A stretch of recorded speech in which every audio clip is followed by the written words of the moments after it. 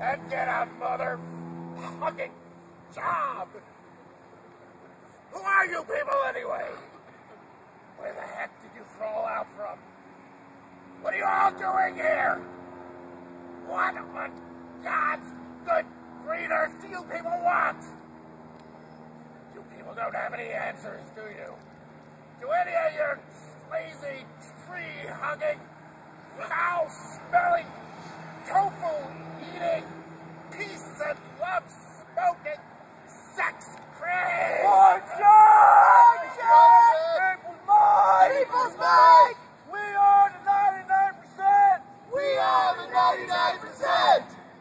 Don't believe the words! Don't believe the words! Of the talking heads and pundits! Of the talking heads and pundits! They're out of touch with America! They're out of touch with America! The 95% have their own voices! The 99% have their own voices! You're going to hear from us now! You're going to hear from us now! Who are you? I'm an idealist who still believes a better world is possible. I am a mystic, poet, artist, web designer, activist. I'm not sure I can be easily quantified. There's a metaphorical rock inside me that makes me constantly work on improving myself inside and out. I am an agent of beneficial transformation. I am you. You are me. Well, I'm a middle-aged white guy, screaming by in the suburbs. In my 50s, living in a small room. I'm looking at the future, but not seeing much at all. Really? I just enjoy planting trees. I am a progressive, socialist, green feminist shouting at the world. When I was a teen, I was convinced that soon the whole world would consist of fair-skinned people. This marriage between people of different races would have blended us all together in a very positive way. I'm a young socialist living on the East Coast of the United States. I'm a musician. I'm aware of many of the implications of my presence being white, male, and American. I am a citizen of this earth. I am a writer, and I immerse myself in layman philosophy.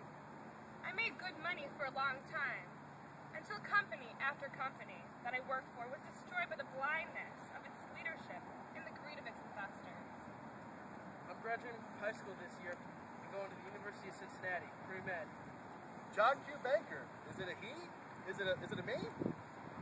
I'm a young white male, queer sexual orientation. I was raised a Christian, and although I don't identify as a Christian, I agree with the words of Jesus. I despise civilization, viewing it as a manifestation of violence perpetuating itself. I am a farmer. I work in poop. I'm a junior urban affairs administration student at Cleveland State. I hope to graduate in the next 2 years, hopefully with an MBA and possibly a JD shortly thereafter. I'm an avid reader, an internet geek, and a lifelong ruffler of feathers. Or activist, whichever you prefer. I'm a lifelong Indian from Mount. My heart's been broken. I don't know how many times. You know, I read Orwell Brown, graduate. Most of the time, I'm oscillating between nihilism and a total sense of peace and faith. Well, I'm 41 years old. I'm an artist at heart. I landed in Cleveland in 1997 after traveling to New York from Michigan, trying to find work and make a life for myself. I kind of became a non-entity, though, and homeless.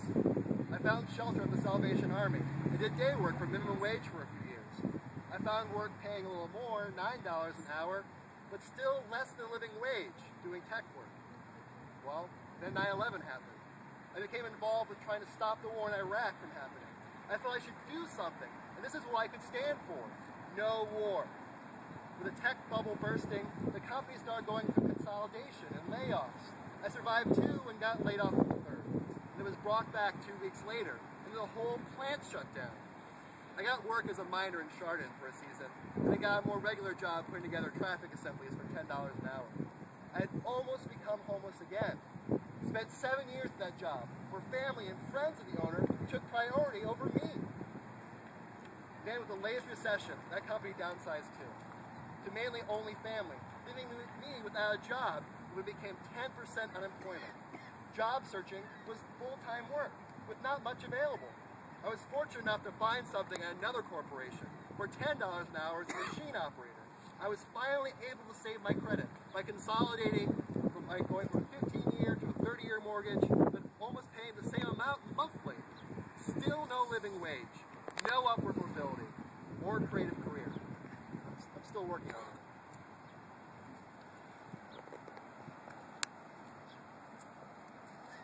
So, you damn dirty hippies! How'd you come here?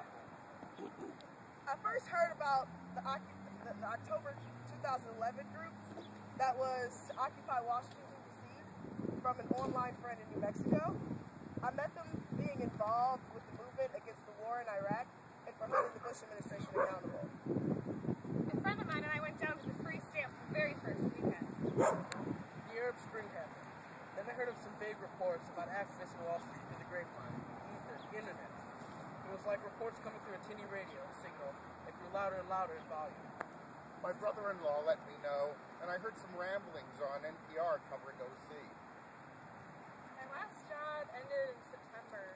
I watched my store die by pieces, murdered by the neglect of its management and the greed of its owners and customers. While I watched it get dismembered, I watched something else grow bigger, Occupy Wall Street, an implausible idea brought to life because people believed it could happen. Occupy came to me. Fuck, if I can remember, a lot of my awareness about Occupy came through a podcast, Citizen Radio, a progressive, radical, left-leaning, vegan, awesomeness podcast.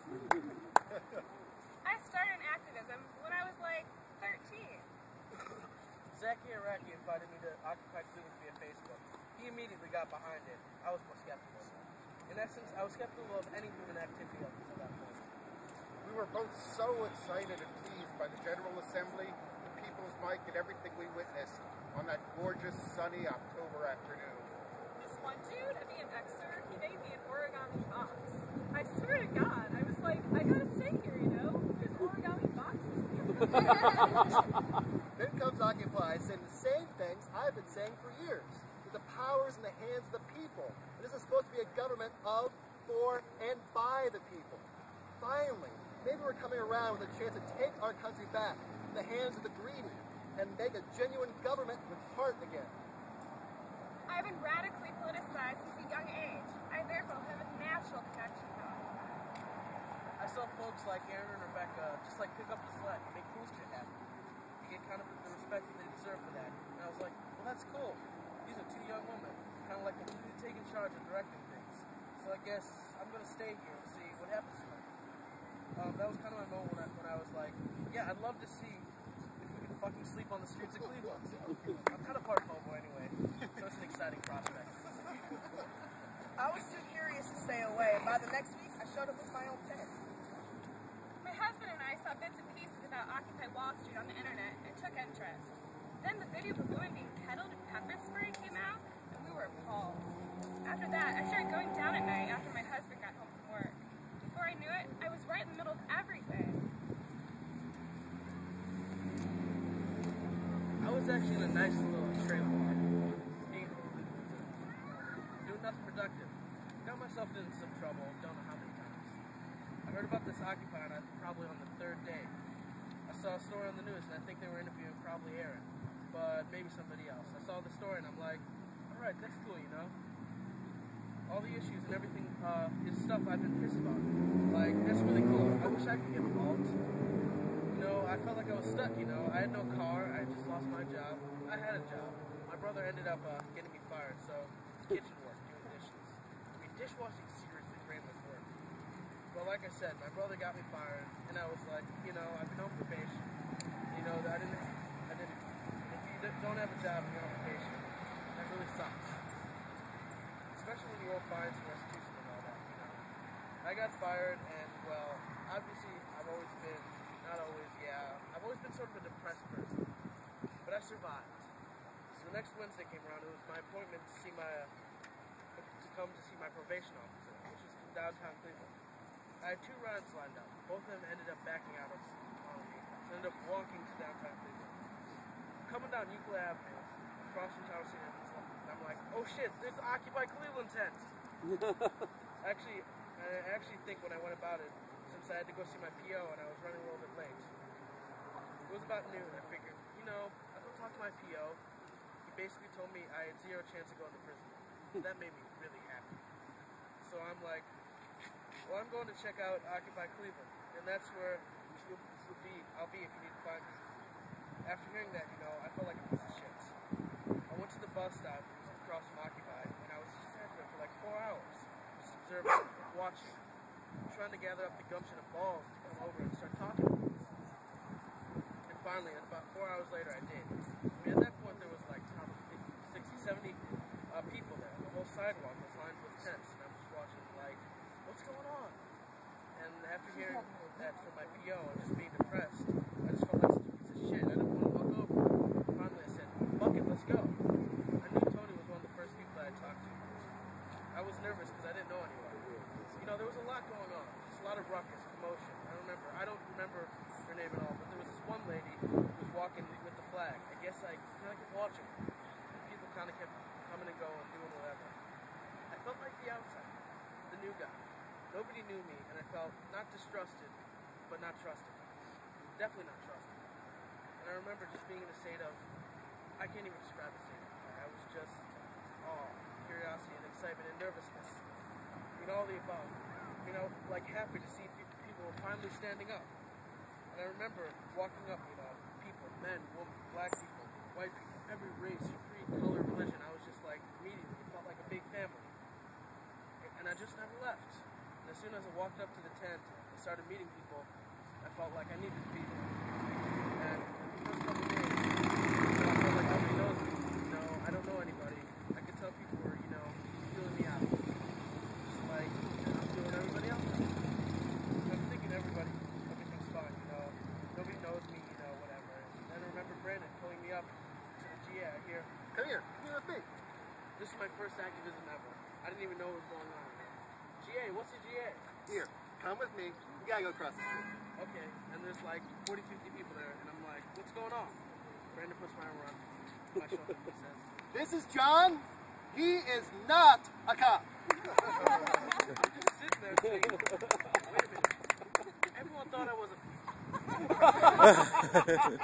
out of my head. Was I about to get totally mobbed by a whole bunch of strangers that had no clue? And I remember talking to those various people throughout. Especially, he's like, Man, I spelled you out. I knew you weren't a cop, but I heard other people say you weren't a cop. 2 weeks later, it was established I wasn't a cop. Everybody knew I wasn't a cop. There were people like, I think he's a cop. Totally a cop guy. Totally. and it was like, I was nicknamed John the Cop. And then after Brandon did that GA, Mark started calling me John Not the Cop. And then we did that march against the banks, and they dressed me up as the Monopoly Man, painted a monocle on my face because they couldn't find an actual monocle. And John Q. Banker was born. And at one point we were in front of Huntington, doing the thing, I'm the banker, and I almost felt like people were actually really going to start like throwing stuff at me, start kicking me, because somebody came up and they actually acted like they were going to kick me. I'm like, what did I just get myself into? I don't think it was even that I wanted to do it. I think it was that somebody volunteered for it. I'm like, all right, I've never done this before. I'm the new guy. I want to earn whatever it is we're trying to earn my stripes. And like coming down here before, seriously, I had zero self-respect, zero confidence, zero anything positive. And all of a sudden, I'm the shit. I am John Q. Banker. I have hundreds of friends who don't even know me. But they know enough for me to say, Hey, what's up, John Q. Banker? I don't know, but since coming to Occupy, it's the first time I've ever felt I had a purpose in life. I can do something good. I hate saying it like that, since I've always felt I can do good. But I've never had, I don't know how to say it, the outlet maybe. I just don't know. So, what has your experience been at Occupy?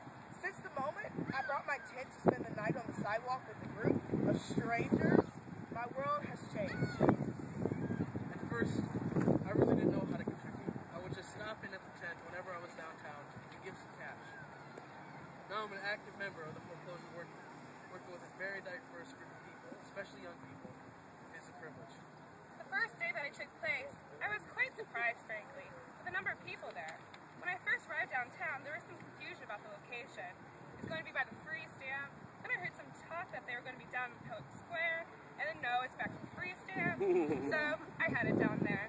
And at first I was a little disappointed because I just saw a handful of people, but then found out from some friends that they were down, just sort of holding down the fort while the majority of folks were out marching through downtown Cleveland. My experience has mostly been that of the intricacies and I'm kind of feeling like an older sister or even a mother in my daily emotions towards the young people in the movement. I've learned that I can perform a daily commitment to activism. I can bring people breakfast every morning. Well, my experience has been mostly positive, but there have been experiences that have led to pessimistic and even millenarian solutions to problems. When I err to pessimism and millenarianism, it's because of the failures that I consistently see with the group, not because of the nature of the group itself. For example, when I see people who take the time to teach workshops or make speeches be ignored, I tend to believe that sometimes the composition of the group is quite amateur and parochial. When I hear ass and fart jokes from consistent overnighters, I wonder how in the hell will I ever be able to connect. When I hear people say a little love and asceticism is the revolution, man, I want to pull my hair out. Both the greatest and worst times of my life have surrounded OC. Love, hate, peace, violence, eternal fighting, power struggles, police violence, wicked media, betrayal, and camaraderie, previously unknown. All in all, it has been one hell of a learning experience. Of particular interest to me is how quickly bonds are formed surrounding the Occupy movement. Within 2 weeks, these folks were family. I would say my experience with it is mythological and folklore. Hearing stories by word of mouth. I want to make one want to be part of this or that month, or this or that night. Here in New York, at a time when these other entities in New York uses that effect of power. I'll be honest, it hasn't been super lovey-dovey and wonderful, not even close. I often feel like I'm running from one crisis to another. It's unbelievably stressful. My husband says, calm down, take a break, just breathe. But I find myself unable to walk away. It's too important. It started like there would be a major existential crisis like every 3 hours. Eventually, things were able to get slightly less insane, and it became like every 6 hours. And then there was a 12-hour crisis cycle. I remember that. That was pretty good. It'd be like, you know, there'd be a phone call, and I'd be like, it's been about 12 hours. I'm sure the shit has hit the fan. Let's see what's up. And it'd be like, Jonathan's in jail! Somebody call Ben! My craziest story? Oh, okay. This is really weird. I wasn't awake for it, but I could hear everything. It was pretty much everybody who did night shift, like Justine and Jonathan, and Neil was there too. So this guy comes up, he's drunk, and he goes, "Where's Billy?" Where's Billy? Who's Billy? Don't lie to me, where's Billy? We don't know who Billy is. I know you have him. You know, like get out of here. So after about 10 minutes of saying, you know, where's Billy, and don't lie to me, he sat down and he's like, I'm not going nowhere. and everybody's like, holy crap, you know, we gotta get this dude out of here. Somebody go wake Andre up. So after a while, everybody goes to wake Andre up, and Andre comes out and he's like, Man, you not gonna live? No. Oh, let me put my shoes on. We'll talk about this. so he goes and puts one half of his shoe on, and get this, people, he was out of there. After he ran like around the corner, and like it was funny, dude. It was crazy. And then Andre's like, And I'm gonna go around all day and ask everybody where Billy at. all the time, crazy people come and here's another story. Oh god.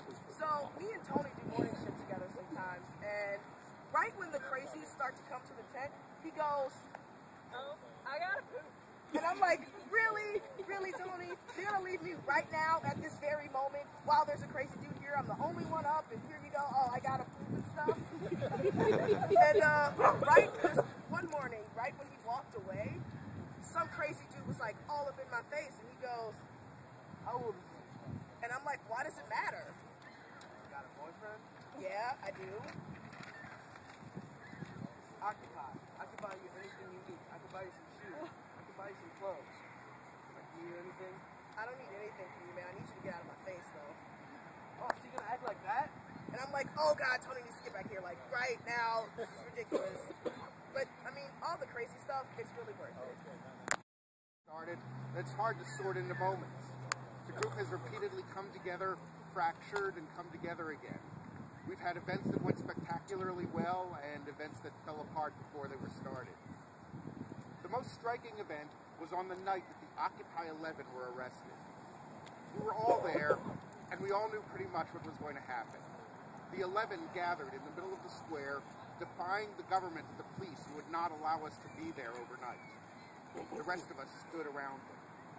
Some of us sang, some of us chanted, some stood in silent vigils, and some of us swarmed around with our phones, streaming video as people all over the world watched what was going on. Have you heard people say the whole world is watching? The whole world was.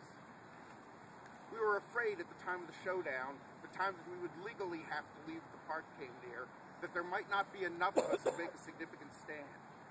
But then, we heard a roaring sound come towards us from blocks away. 400, 500 people, college students from all over the region, came down the street together singing Solidarity Forever as they came into view. Everyone cheered. People hugged them and welcomed them as they arrived. One of the people who would be arrested called for a mic check and the people's mic and called out, "I am so blown away!" And people answered back. Then the police came and arrested the 11, leading them, dragging them, carrying them away to the waiting van. Many of the 11 went limp, making it harder for the police to carry them away. One person, I'll never forget this, stretched out, stiff as a board. A policeman picked him up and carried him out on his shoulder. The pictures ended up all over the internet. Tag, officer planking. When everyone who was going to be arrested were arrested, we marched down to the Justice Center to protest, then came back again. That's when the nice hard work began. We had to dismantle the tent city by daybreak. Dozens of us worked all night, taking down the tents, packing them in cars and shuttling them to a place where they would be stored and people would stay until we could decide what to do next. I did 7 or 8 trips myself back and forth. We left the space as clean as we found it. Cleaner, in fact, since there was far less crime on the square when we were there than there had been before. But we're still there. In a single large tent, keeping a vigil, a presence, 24/7 for months. Through the rains of autumn and some of the worst winter nights that we could imagine, we're still there.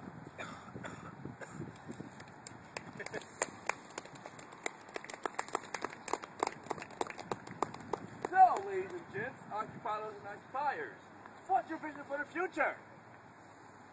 My vision of a good future for this country and the world is one where people take the power that belongs to us back into our own hands.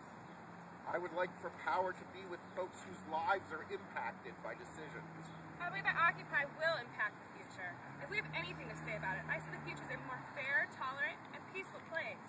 If we continue this way, the future will be incredible. We will wrest the power from the hands of the warlords and the corrupt greed, create a country and a world where poverty is eliminated and no one goes without. Hope. Yes, I see hope. Despite all the criticism and a huge load of work that has nothing to do with Occupy, I still want to be an active member and see the changes that have already happened in such a short time span. In my prescription for the future, all will have realized that it's best to set aside materialism and greed. That is a more happy experience to take place in community and working on solutions together peacefully. In the future, I would like to see a world ruled by jugglers, jesters, instead of kings. Be gentle with each other and fierce to your enemies. You know, because there ain't time. So listening, not ignoring problems, but being gentle to the people, but fierce towards your enemies, and knowing the difference. We'll create a world where people of all ages are accepted for being our true selves, and courage to blossom to our fullest potential as loving human beings. I see something big, a revelation in the minds of the world's population. We can only be stepped on for so long until there is a mass awakening. Violence is not the answer, yet our power lies in numbers. I see developing a system where the homeless are more taken care of. I hope that we can affect serious change. We've already managed to change the nation's conversation, and hopefully we'll see major reform in how our government is run. I want the world to look just more unified. We can all work together, like all countries, all races, and all people. Like, they could be awesome. One awesome giant world, glowing with awesome. But you know, like, long-term vision, yeah, I don't know, you know? Revolution? People doing what they want to do, living how they want to live. You know, this generation in particular is living in one of the most interesting times in the history of the world. For me, it's how we want to live as human beings on a planet. It's kind of the choices we get to make, and I'm not sure exactly where it's going, but it's exciting for people to realize that, you know, action and mobilization are possible, and it's sort of like that generation didn't die in the 60s, and that this is also not the 60s. This is not a continuation of the 60s. This is something different. I want to see people occupying downtown and setting up alternatives to the kind of oppressive systems that we use by default. You know, it was crazy walking around downtown on St. Patrick's Day with like 400,000 people just being like, fucking do something. You know, like, these people are literally like 800 people on the street, and it's like, what do you guys want? Occupy survives for a long time, gradually changing the way that people see each other and ourselves. Some things will change, some things won't. Eventually, we become so part of everyday conversation that the occupations morph into something else. Maybe a whole new movement, maybe dissolving into the way everything is done. Like an intensely colored dye fuses into a fake tent and poured into a pool of water. Like fireworks finally dispersed after they burn brightly in the air. But things will be different. And as people, as changed people, we will be here. I was born in 1947. I have lived in Cleveland Heights my entire life. But I've traveled a lot, lived a lot, loved life a lot, read a lot, and I hope I've learned at least a little. I think Occupy is the best thing to have happened in the United States since the civil rights and women's rights movements in the 1960s. It's thrilling to get to know all the young people in this movement. I am so grateful to them for their courage and their commitment. I hope Occupy can involve more and more than 99% every day, every week, every month. The fascist system in this country is hell-bent on corporatizing every single aspect of our lives while turning 99% of the population into serfs. And I know that if we don't fight back, that's what's in our future, serfdom. Why should any American have to cling to a bare system level like when a tiny minority hoards more riches than they could ever possibly use? I think that's a crime. And the backlash against women who speak out for reproductive rights and contraception is utterly unbelievable to me. The specific aspects of the problems I am personally working on are third, fourth, and fifth party politics, since I personally am a member of the Green Party, full public financing of all political campaigns, monetary literacy, the creation of public banks, fighting fracking, complete reproductive control and choice for women, of course, and saving our communities by fighting foreclosures, since foreclosure is selling stolen property, and that is against the law. I would like to see the rule of law restored.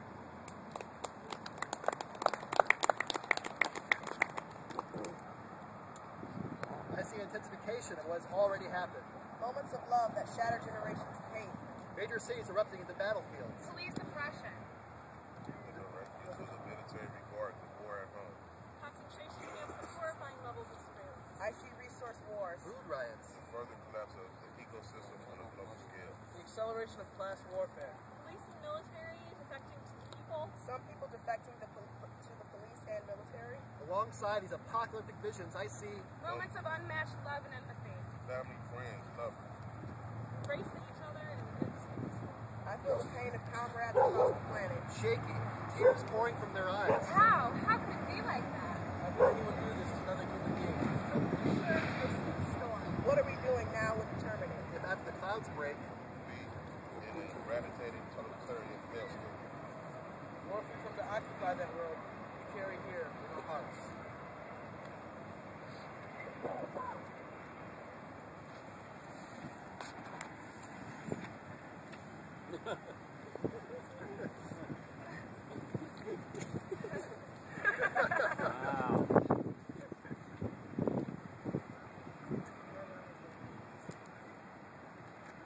What? So, uptight guy, what do you think of these lazy, tree-hugging, foul-smelling, tofu-eating, peace and love-smoking, and of course, sex-crazed hippies now? Well, okay, this is what all this means to you. But what about normal people? What about me? I have a wife, I have a daughter. What can any of you say to us, to the real Americans? What can you say to me? I'm a stay-at-home mom to an amazing little girl. I occupy because I want my Molly to have the kind of opportunities I was given when I was growing up. Those opportunities seem to be dwindling fast, and the only way to fix that is by standing up and fighting. I remember one night, after we had been coming to Occupy with Molly for a while, I had put her to bed and was walking out of her room when I heard her behind me really quietly calling out, "Mike check." Mike check! People's Mike. People's Mike! We have a 99%. We are the 99%! We are the 99%! We are the 99%. We are the 99%. We are the 99%. We are the 99%! Thank you, Val.